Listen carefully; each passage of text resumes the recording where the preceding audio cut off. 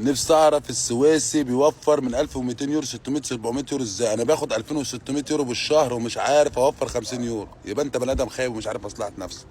السلام عليكم. انا زمان ايام ما كنت جاي الشغل ده اهو، كنت شغال في محلات خضار، كنت باخد كام يوم اتنطط؟ 1200 1300 يورو. كنا بنبعت منهم لاهلنا 800 يورو. ليه بقى؟ لان كنت ببقى ساكن سكن جماعي، بدفع 150 يورو في الشهر. وكنت بقعد في سبيزه جماعيه، كنت بدفع لي 30 يورو في الاسبوع سبيزه.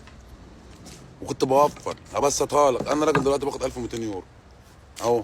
غدا في قلب الشغل هيكلفني 3 يورو، وقلت لك 2 جنيه فطار كمان ادي 5 يورو. وهو تقول لك هتجيب لك عشاء ب 5 يورو يا جدع، سندوتش ولا اجيب لك حاجه؟ ادي كده كام؟ 10 يورو، ادي 300 جنيه. وتدفع ايجارك. انا بكلمك وانت بتشرب السجاير، يعني هتيجي تلاقي نفسك موفر 600 700 يورو، ولولا غير كده كداب. مش شرط بقى ان انت تروح تجيب لي كل اسبوع طقم وتروح تاكل في مطعم، ما انت مش هتوفر. انما بتقول لي من 2000 ونص ليه يا عم؟